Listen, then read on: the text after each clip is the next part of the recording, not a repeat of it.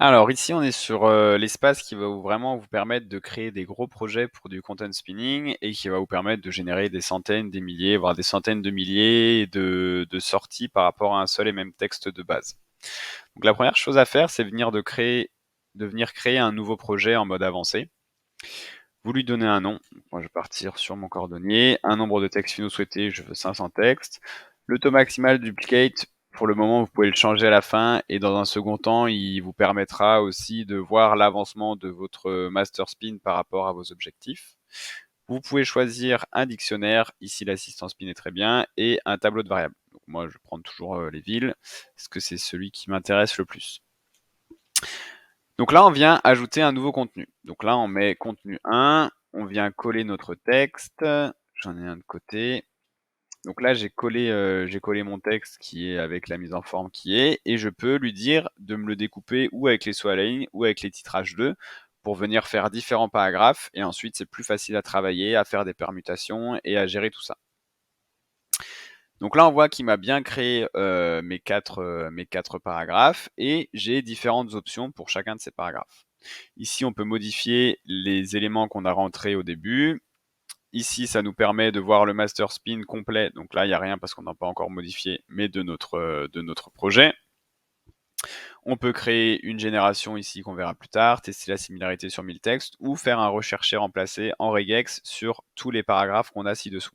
Si jamais il y a un terme qui change, un terme qu'on veut plus et qu'on a du mal à venir le repérer. Ensuite, sinon, donc c'est découpé en différents paragraphes et le but, ça va être de venir travailler petit à petit sur chacun de ces paragraphes.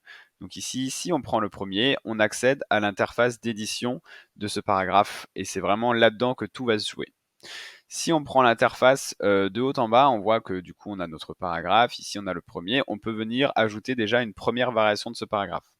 Donc si notre premier paragraphe, on veut le tourner d'une autre manière, on peut venir le faire directement ici de manière manuellement ou générer une variation, deux ou trois variations automatiques à partir de ce premier truc.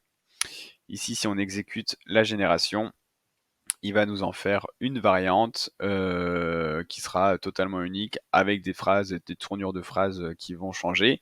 Et ça va déjà nous faire un premier niveau de variation et un premier niveau de spin sur sur ce paragraphe.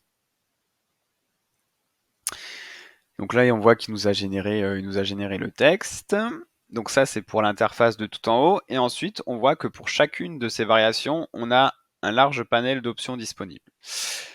Dans un premier temps, on a ce qui s'appelle l'assistant spin. Donc l'assistant spin, c'est ce qui va nous permettre de construire petit à petit à la main notre spin. On a un mode auto spin si on veut générer de manière automatique notre master spin. Du coup, la qualité va être pour le moment moins bonne, mais c'est une option. Et ici, on peut voir le contenu d'origine qu'on a. On a également un petit bouton tester spun qui nous permet de générer 10 spun aléatoires pour voir un peu à quoi ça ressemble avec la mise en forme, ce que ça peut donner, ou on peut les copier et les coller pour voir et vérifier l'orthographe. On a un petit bouton ici pour apprendre depuis le spin qu'on verra plus tard. On a ici un bouton de révision si jamais on fait des erreurs, on peut revenir en arrière sur une version précédente. Et ensuite, donc, on a la mise en forme, le mode spin, qui vont être les deux principaux éléments. Dans un premier temps, vous avez aussi la liste des variables disponibles. Donc ici, vous avez des variables que vous pouvez venir récupérer et intégrer dans votre texte et qui seront remplacées ensuite à la génération. Là, on vient les coller aux différents endroits. Donc ici, on est dans le mode spin qui va nous permettre vraiment de construire notre master spin à la main sur chacun des paragraphes. Ça fonctionne avec un mode de sélection, donc manuel, mots, phrases, paragraphes, etc. Et quand on va se mettre dans un mode de sélection, quand on clique sur les différents éléments, il va y avoir une petite box qui va s'ouvrir et on va pouvoir ajouter les différentes variantes ici. Donc là, ça pourrait être une des expériences difficiles. Ensuite, quand on clique sur ajouter ou qu'on clique sur entrée, il va directement nous le renseigner ici. Donc on va le valider et on voit qu'on a un premier niveau de couleur, donc une première variante pour cette phrase. Vous avez aussi ici des options qui permettent de faire ce travail de manière automatique. Donc encore une fois, la qualité est un petit peu moins bonne, mais ça permet de gagner du temps. Donc en cliquant ici, vous allez avoir 5 variations de votre phrase qui vont être générées automatiquement. Vous pouvez les modifier, vous pouvez en supprimer une et quand vous validez, ça vient vous les rajouter directement dans votre texte. Vous avez ensuite deux autres options qui permettent de développer un début de phrase ou une seule phrase en un paragraphe ou un truc beaucoup plus important, ou alors à l'inverse de rajouter un résumé d'un paragraphe ou d'un morceau de texte. Donc pour ça, vous sélectionnez, vous cliquez sur le bouton et ça va vous le réduire ou ça va vous l'agrandir. Une fois que vous avez fait vos phrases, vous pouvez passer en mode manuel ou en mode mots. Et donc là, à partir du moment où vous allez cliquer sur différents éléments, il va parcourir notre dictionnaire et aller chercher les différents synonymes. Donc là, on voit que trouver, on a des synonymes que quand on clique, il vient nous les rajouter. On voit aussi qu'on a d'autres trouvés dans notre texte. Donc potentiellement, les synonymes qu'on a mis ici, on peut venir les appliquer à tous les trouvés. Et donc là, tous les trouvés ont pris les mêmes synonymes que j'ai appliqués à celui-là. Ça permet de gagner du temps et du coup d'accélérer encore le processus. Et donc au fur et à mesure, on va cliquer sur les différents termes, on va les valider. Connaissez, entendez, percevez, précisément, rigoureusement, formellement, exactement, etc., etc. On va venir construire notre master spin comme ça. Vous avez aussi la possibilité de mettre les suggestions en pop-up si vous voulez avoir un plus grand espace de travail et de vous mettre en mode focus ici pour vraiment avoir que les différents éléments ici à venir cliquer et venir ajouter. Vous avez en dessous une prévisualisation qui vient se mettre à jour à chaque fois que vous rajoutez des éléments ou à chaque fois que vous cliquez là-dessus pour voir un peu si vos phrases veulent toujours dire quelque chose. Vous avez également un petit bouton ici qui s'appelle Apprendre depuis le spin. Donc à chaque fois que vous cliquez ici, vous avez des éléments qui proviennent de notre dictionnaire. Potentiellement, certains mots ne vont pas avoir de synonyme et vous allez en rajouter vous au fur et à mesure. Donc là, professionnel, il n'y en a aucun qui existe. Moi, je vais venir ajouter spécialiste. Et donc là, en faisant apprendre depuis le spin, ça va rajouter dans votre dictionnaire le mot spécialiste pour professionnel. Et donc la prochaine fois que vous allez avoir professionnel, donc là, je clique sur apprendre depuis le spin. Maintenant que je clique sur professionnel, il y avait une petite erreur qui sera traitée, mais du coup, vous voyez en bas ici que spécialiste a été ajouté. Voilà, c'était juste le temps de traitement l'erreur, mais maintenant vous avez spécialiste qui est dans votre dictionnaire. Donc c'est à ça que cet élément sert. Vous pouvez aussi venir spinner des images. Donc ici, si vous mettez cordonnier, cherchez. Là, si vous sélectionnez différentes images, il va vous les ajouter en mode spinner. Donc vous aurez une image ici, si on en teste, qu'on en prend 5. Vous aurez une image qui change à chaque fois pour chacune de vos sorties, une image aléatoire parmi celles que vous avez mis. Et ensuite, vous avez ici un élément de permutation. Les permutations vont être intéressantes dans le cadre de listing ou quand vous souhaitez rajouter des éléments facultatifs. Donc imaginons, alors je vais retirer les images pour y voir un peu plus clair. Imaginons ici qu'on a une liste ensuite, ou une liste avec des virgules, ou une liste à puce d'éléments, donc de services, de prix, ou qu'on va vouloir venir faire modifier. En mode spin, on va pouvoir venir sélectionner, hop, sélectionner ces éléments.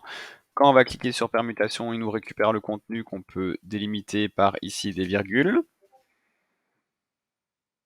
Donc là, il nous liste tous les contenus à gauche. On va lui donner un nom, donc là ça va être service cordonnier, un intervalle. L'intervalle, donc là on a 7 contenus et on peut dire je veux des sorties entre 4 et 7 contenus. Ça va faire varier la taille de notre liste et du coup ça va beaucoup jouer sur le taux de similarité. En séparateur, on peut laisser les virgules. Dernier séparateur, on peut mettre un et. On peut tout mélanger parce qu'il n'y a pas d'ordre entre les différents éléments. Du coup, ici, on va enlever la majuscule. Et du coup, ça va nous donner chapeau en cuir, ceinture, gants, etc. On voit plusieurs éléments ici. Si par exemple, on se met en liste à puce, ça va nous donner un code avec des ULLI.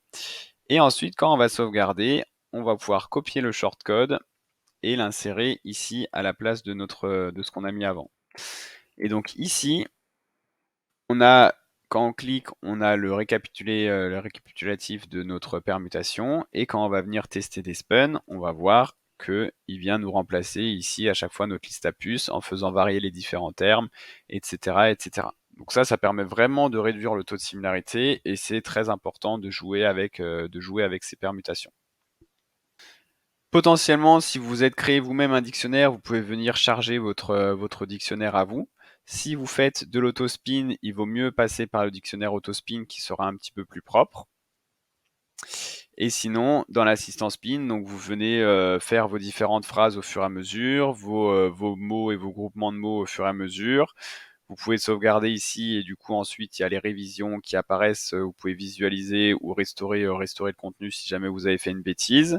Si vous avez une accolade qui manque et que vous sauvegardez, vous allez ici avoir une alerte là-haut et vous allez avoir une accolade qui se met en rouge. Donc à ce moment-là, quand vous venez la rajouter, vous pouvez enlever les $$ et les sauvegarder et vous n'avez plus de problème. Voilà, donc le but, c'est de spinner cette première partie, de spinner si on a des autres variations de notre paragraphe. Ensuite, ici, on va faire pareil pour le paragraphe numéro 2, pareil pour le paragraphe numéro 3, 4, 5, 6 et autant de paragraphes que vous avez. Et ensuite, une fois que du coup chacun de vos paragraphes est bien propre en termes de similarité, de profondeur, qu'il n'y a pas d'erreur, que vous avez tout bien fait, vous pouvez passer du coup à la génération. Donc, vous pouvez tester la similarité sur 1000 textes ici pour savoir un peu où vous en trouvez s'il faut que vous travailliez encore beaucoup. Et sinon, vous pouvez créer une génération. La génération, elle va récupérer votre projet. Vous pouvez aussi la faire depuis un master spin que vous avez d'ailleurs ou depuis des textes, donc depuis un CSV ou un Excel, la méthode est la même. Vous allez, dans un premier temps, pouvoir l'initialiser automatiquement. Donc là, ça va vous récupérer tous les différents paragraphes sur lesquels vous avez travaillé et vous les mettre les uns à la suite des autres. Mais vous avez la possibilité aussi de vous mettre en mode avancé pour ajouter des permutations sur ces différents paragraphes-là. Donc là, imaginons que j'ai 4 paragraphes, j'en ai que 2 qui sont importants. Donc ici, je peux mettre, je veux des textes en sortie qui ont entre 2 et 4 paragraphes qui sont aléatoires. Et ensuite, on peut modifier différents éléments ici. Donc lui, c'est mon introduction, donc je veux qu'elle soit obligatoire et qu'elle soit toujours au début. Elle, c'est ma conclusion, donc je veux qu'elle soit obligatoire et toujours à la fin.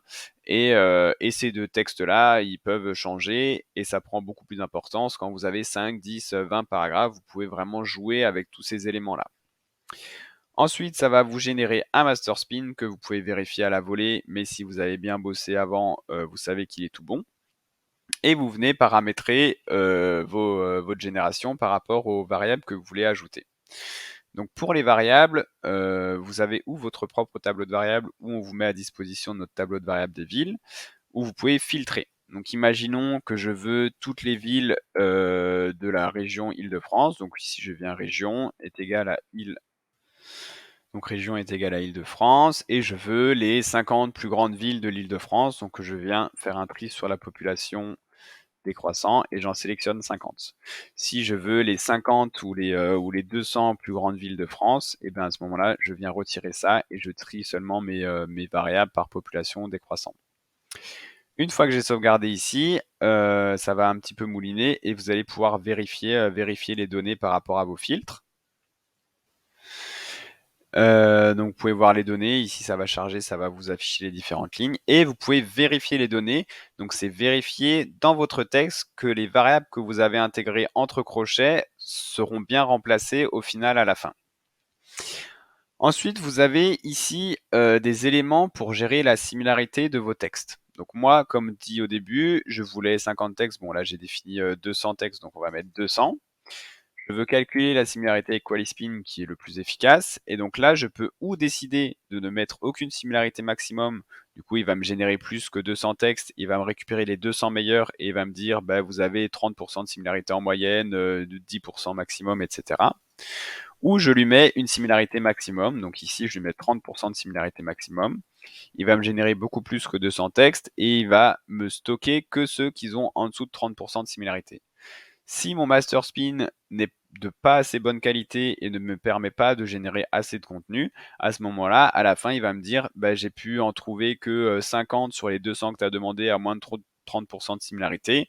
Relance une autre génération en retravaillant ton master spin ou alors en augmentant ce pourcentage-là parce que là, actuellement, c'est pas possible. Donc, je viens sauvegarder tout ça, ça me fait un petit récapitulatif ici et je peux lancer la génération. Donc voilà, forcément, comme on a vu avant, j'ai pas fait beaucoup de choses dans le master spin et il y avait tous mes autres paragraphes que j'ai pas travaillé. Donc ici, il me dit un texte seulement sur les 200 attendus avec 30% de similarité. Ici, je peux potentiellement découper mes différents textes si je veux faire des textes avec différents tableaux de variables. Et j'ai également des règles de formatage que je peux appliquer au texte que je vais sortir ici. Donc par défaut, on a mis toutes celles qu'on a l'habitude de travailler avec, mais on a aussi mis une possibilité de faire des regex pour faire du remplacement.